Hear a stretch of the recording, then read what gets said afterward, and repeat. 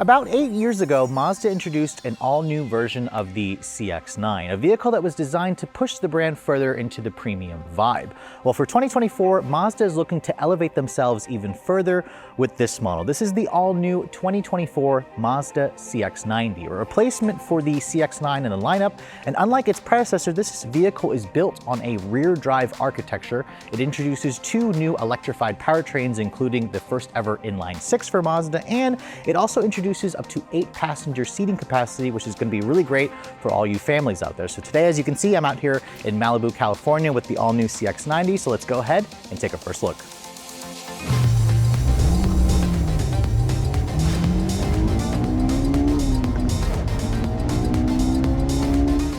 So let's go ahead and talk about the styling for the all-new CX-90. And I want to clarify something. This vehicle will replace the CX-9 eventually. Mazda hasn't clarified when the CX-9 will end production. They may be sold alongside, but this model here is very important for Mazda because this is the first vehicle ever to introduce their rear-wheel drive, longitudinally mounted architecture with two new powertrains. So the styling of the car, as you can see, is very evolutionary. I mean, Mazda has been doing their Kodo design language for years. And I have to say, on the CX-90, when I first saw this vehicle in the photos, I didn't love the design, so let's go ahead and talk about it now that we have it in the sheet metal. Now, this particular color that I'm showing you is called Artisan Red. It's an all-new red that's designed to, again, I guess, complement their other flagship red called Soul Red Crystal Metallic.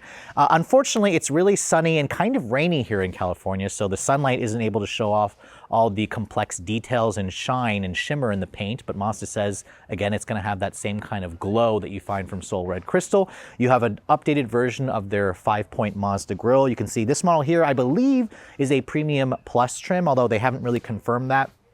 It has some chrome along the front fascia, some chrome along the front splitter. You have these well-integrated parking sensors. You have the big Mazda logo there with a camera underneath it. And then the headlights for this vehicle, you can see, are a little bit squared off compared to the CX-9. They're a little bit still on the smaller end, but you can see they kind of have like a stacked look to it with the LEDs.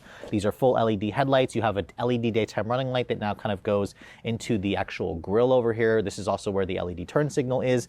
And then down here you can see no fog lights, at least where I can tell, but there are some functional openings here along with some fake trim pieces. But let me know in the comment section below what you guys think of the look. Obviously, it's very evolutionary. But Mazda typically does pretty nicely styled vehicles, and I have to say, in person, this looks pretty good. Now, I don't have dimensions for this vehicle just yet, but as you can see, this is designed to be the flagship of the Mazda family, the CX-90. That's where it's going to sit in the hierarchy. Now, the old CX-9 was just a smidge under 200 inches long, so I'm going to assume this is probably the same size, if not longer. The old CX-9 had a 115-inch long wheelbase. This looks like, to me, it's a little bit longer, but again, Mazda doesn't have any actual numbers for us just yet, but you can see the proportions of this vehicle really show that this is a large 3-row crossover because this is the flagship of the lineup. Now, talking about the wheels, you can see this model here has a beautiful diamond spoke 21-inch wheel. It's the largest wheel that Mazda's ever done on a production vehicle, and it has this really nice gloss black in the actual spokes of the wheel.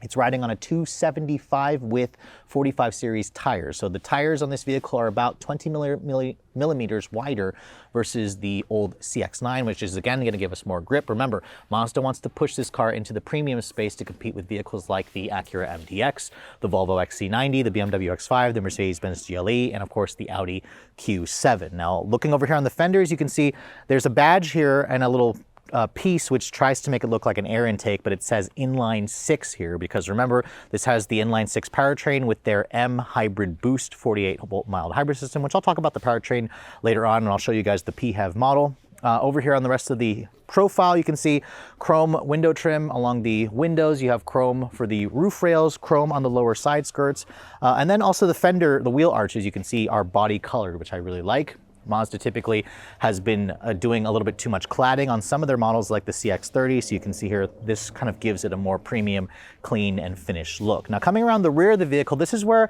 I first saw kind of a controversial design element, kind of like the way the Mazda 3 had that bulbous like rear hatch area that kind of just protruded out too much. You kind of see the same thing here. Actually, it kind of reminds me a little bit of the BMW XM. In photos, it doesn't look good, but in person, I have to say I'm getting used to it, and I think it also looks pretty good. You have kind of a really skinny shape for the taillights, which are an LED design for the brake lights and the turn signal, and for the rear reverse light, it looks like. And then down here you can see no visible exhaust tips, which is interesting because on cars like the CX-60, which we don't get here, Mazda decided to go with a fake exhaust trim piece. So I'm kind of glad that they didn't do that here on the 90.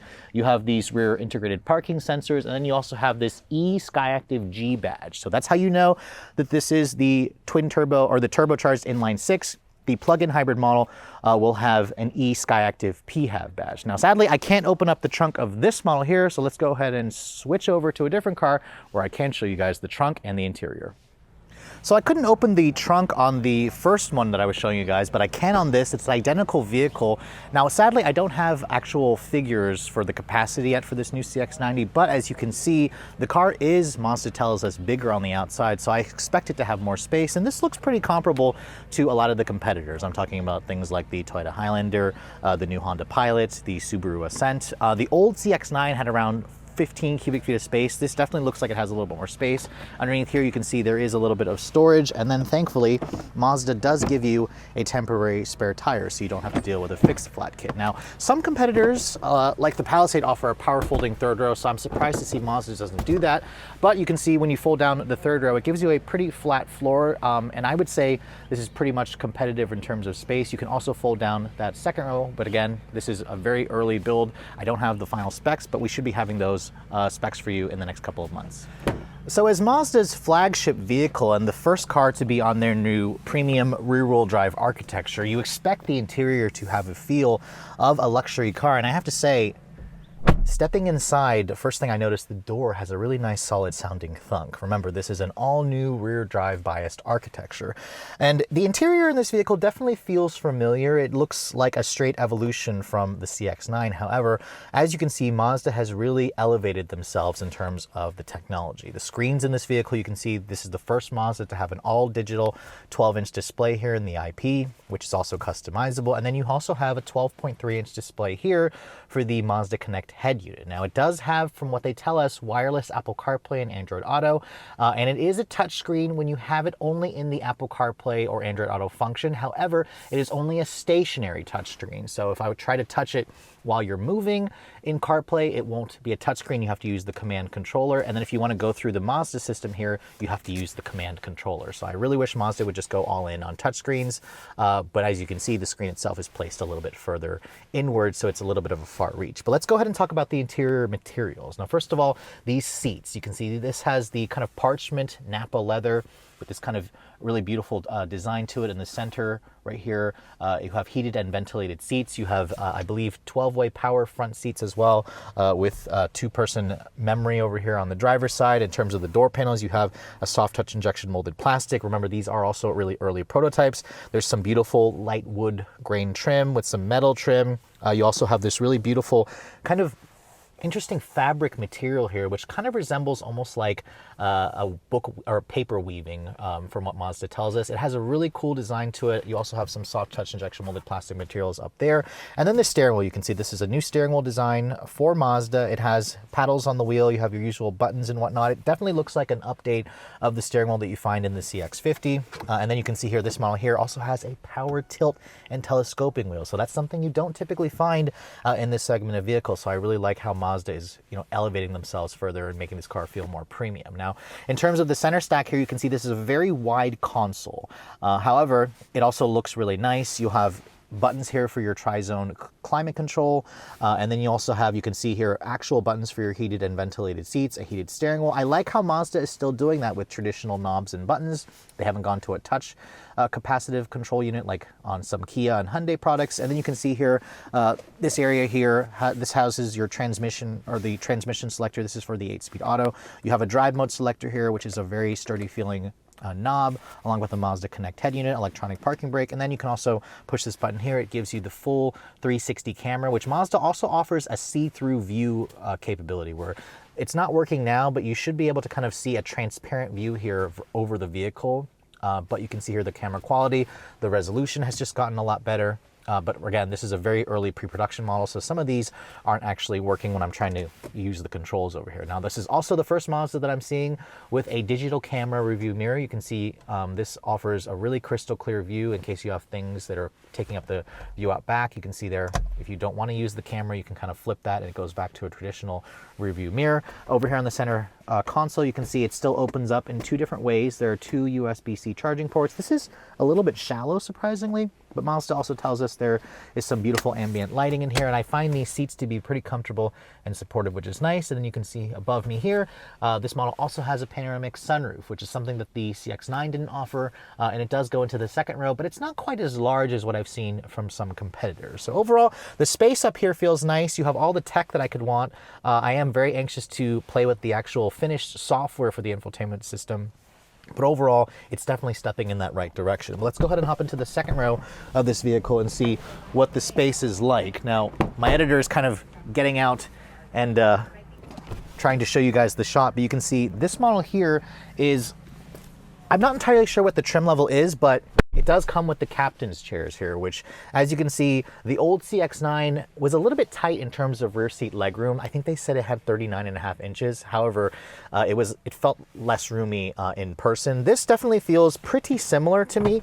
However, with the captain's chairs, you can see you have an identical center console here with really soft padding. You have a little bit of storage, which actually this is a lot deeper in here, which is definitely nice. You have two cup holders here as well. These seats also are very plush. They feel really high quality. This is high quality Nappa leather with this kind of cool contrast in the center of the seat.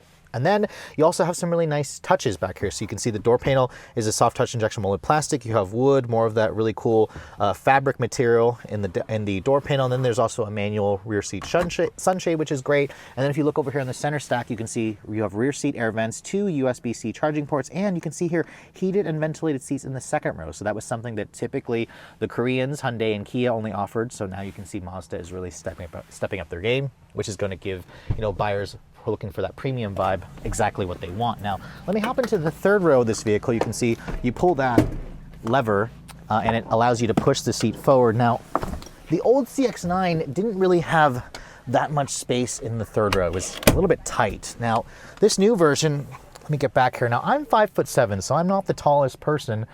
But you can see, getting back here, I could sit back here on shorter trips. There's a decent amount of headspace.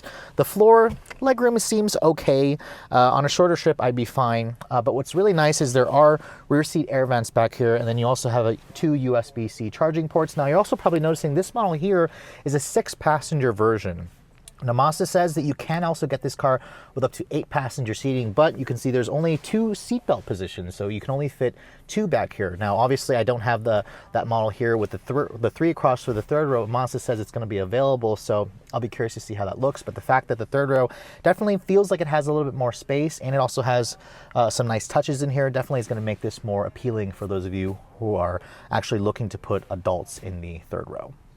So with an all-new platform, Mazda also wanted to go all in on new powertrains. Now, as you can see, I've switched over to this white CX-90. This one here is actually the PHEV model. It says that here on the side, but let's go ahead and start talking about the powertrain specs first for that inline 6-cylinder. Now, it's an interesting engine because Mazda claims it's also the most powerful production engine that they've ever made, the most powerful gas production engine. It's a 3.3-liter e-Skyactiv G motor with a 48-volt mild hybrid system. So it's a single turbo engine. Mazda says will make 340 horsepower and 369 pound-feet of torque. Now, I don't have fuel economy information yet, nor do I have towing figures or curb weight figures just yet. However, that'll be coming at a later date because Mazda says we'll be driving this car at the end of March, so you'll have to stay tuned and wait for that. But that motor all the powertrain is going to be paired with an 8-speed automatic transmission. It's an all-new transmission, and it's an interesting design transmission because it's a traditional stepped automatic, but instead of a torque converter, Mazda has removed that and they've replaced it with a multi-plate wet clutch system, which they claim is going to improve the fuel economy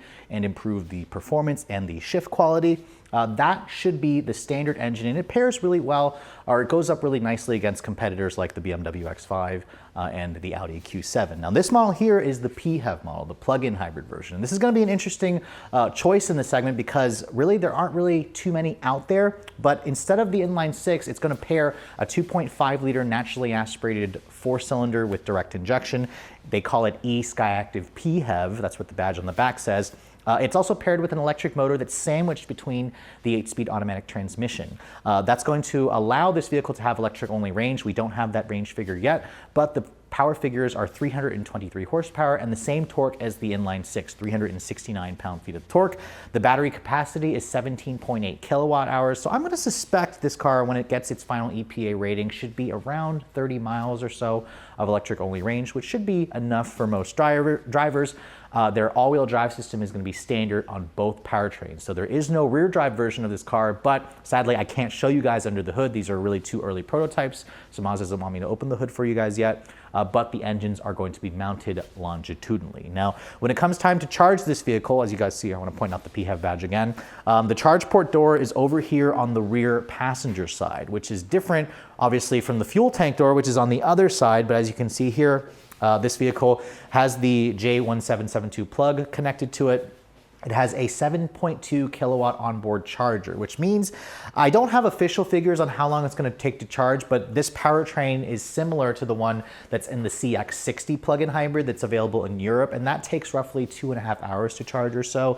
And on the WLTP scale, that car can do around 39 miles. So this is bigger. It's also a heavier car. Mazda says they've tuned it for the American market. So when I get my hands on these vehicles to drive in the next couple of months, I'll be looking forward to showing you guys how the inline-six and the PHEV model drives. So even though I wasn't allowed to pop the hood and show you guys the engine, we were lucky enough to actually get a little clip of this vehicle starting up. So let's go ahead and take a listen to what that 3.3 liter straight six sounds like.